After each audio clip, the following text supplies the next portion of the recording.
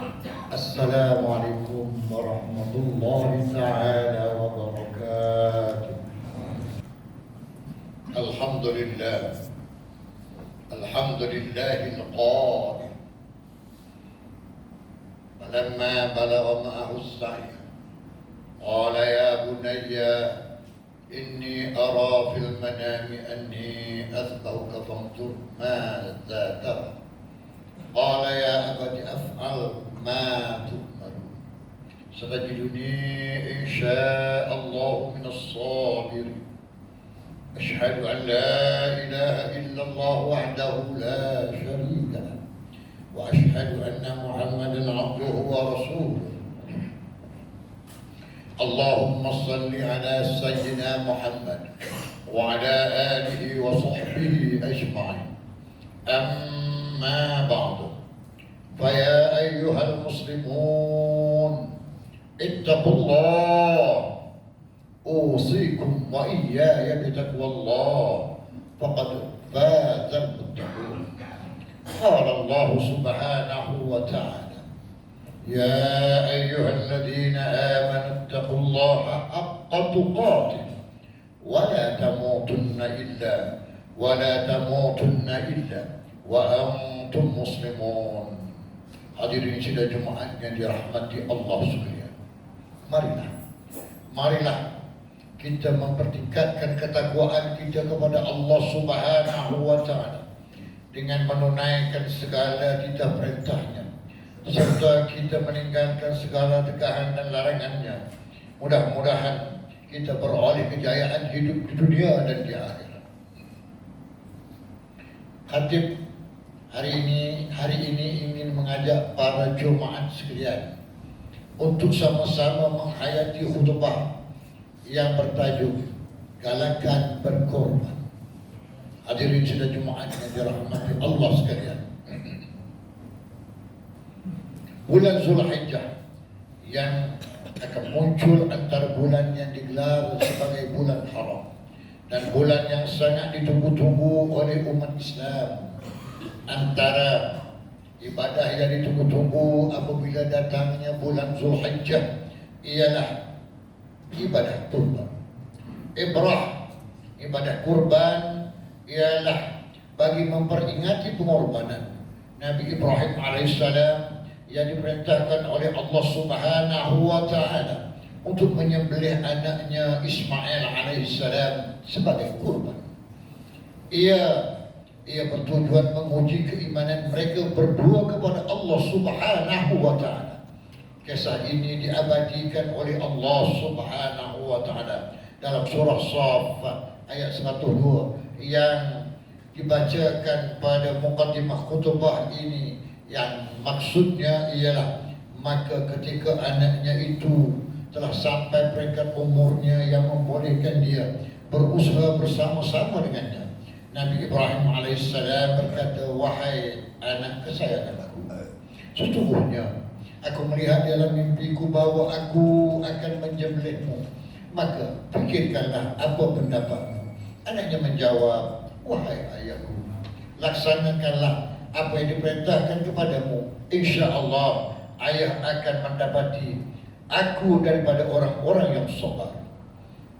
Sebagai ganjaran terhadap pengorbanan, keimanan dan kepatuhan mereka, Allah Subhanahu wa taala menggantikannya dengan seekor binatang sembelihan yang besar. Firman Allah Subhanahu wa taala dalam surah As-Saffat ayat 103 hingga ayat 107, falamma aslama wa tallahu lil jabin wa nadainahu ya Ibrahim qad saddaqta ar-ru'ya inna kadzalika najzil muhsinin inna hadza lahuwal bala'ul mubin wa fadainahu bidzabhin 'azim. Setelah keduanya berserah bulat-bulat menjunjung perintah Allah, Nabi Ibrahim alaihissalam merebahkan anaknya dengan meletakkan iringan mukanya di atas tumpuk tanah. Kami sifatkan Ibrahim alaihissalam dengan kesungguhan azamnya itu telah menjalankan perintah kami, serta kami menyerunya, wahai Ibrahim, engkau telah menyempurnakan maksud mimpi yang engkau lihat itu. Demikianlah sebenarnya kami membalas orang-orang yang berusaha mengerjakan kebaikan. Sesungguhnya perintah ini adalah satu ujian yang nyata. Dan kami tebus anaknya itu dengan seekor kambing peliharaan yang besar. Tidak Jumat yang dirahmati Allah sekalian. Hukum ibadat kurban adalah sunat muakkad, yakni sunat yang sangat dituntut bagi orang-orang yang berkemampuan. Malah makruh hukumnya meninggalkannya, tidak menunaikan kurban jika mampu. Allah Subhanahu wa taala berfirman dalam surah Al-Kautsar ayat 1 hingga ayat 2, "Inna a'tainakal kautsar fashalli rabbika wanhar." Sesungguhnya kami telah mengurniakan padamu wahai Muhammad kebaikan yang banyak di dunia dan di akhirat. Oleh itu, kerjakanlah sembahyang karena Tuhanmu semata-mata dan sembelihlah kurban sebagai tanda kesyukuran. Nabi Muhammad sallallahu alaihi wasallam tidak pernah meninggalkan ibadat kurban setelah disyariatkannya. Hadis daripada Abu Hurairah radhiyallahu anhu bahwa Rasulullah sallallahu alaihi wasallam bersabda, "Man kana lahu sa'atun wa lam yudahhi fala yakrabna musallana." Sesiapa yang mempunyai kelapangan, yakni mampu untuk berkurban, tetapi dia tidak berkurban, maka janganlah ia datang mendekati tempat sembahyang kami ini. Hadis diriwayatkan oleh Ibnu Majah.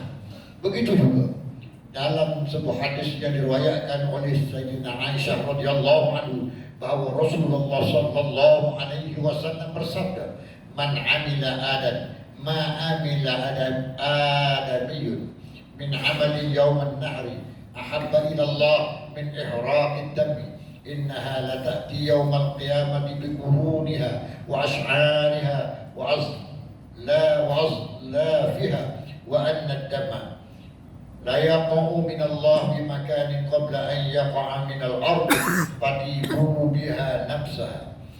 Tidak ada amalan yang dilakukan oleh anak Adam pada hari nahar, yakni hari raya Aidil Adha, yang lebih disukai oleh Allah selain daripada mengalirkan darah haiwan kurban.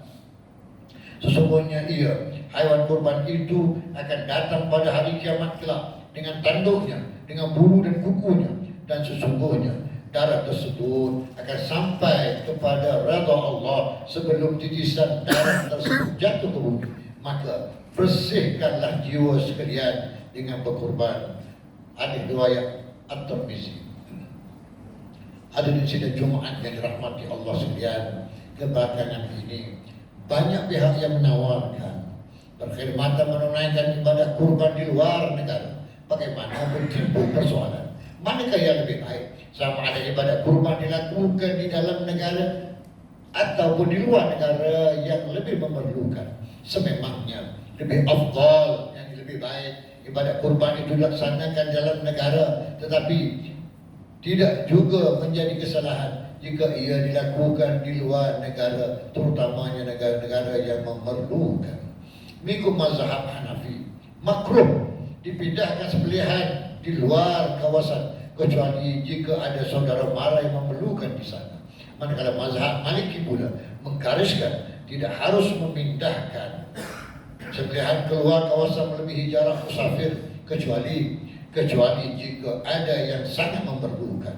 Jelas bahawa penyembelihan kurban di tempat sendiri adalah cara paling tepat untuk menaikkan syiar Allah Subhanahu wa taala.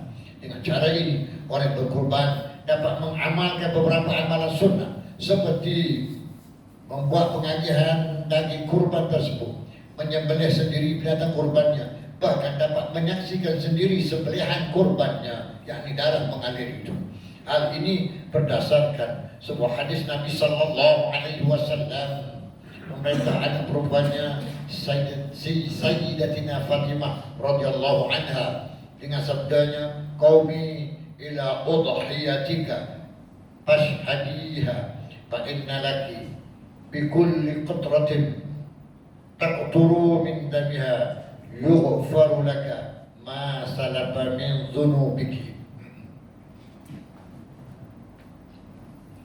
Pergilah kepada haiwan kurbanmu dan saksikanlah ia sendiri, kerana sesungguhnya bagi kamu dengan tetesan pertama yang mengalir daripada darah itu akan diampunkan bagimu dosa-dosamu yang telah lalu. Riwayat Al-Hakim.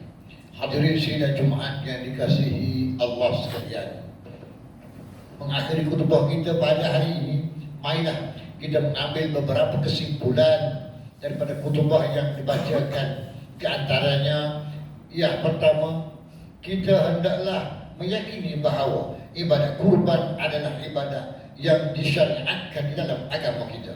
Yang kedua, kita hendaklah berusaha bersungguh-sungguh mengikut kemampuan untuk berkorban setiap tahun.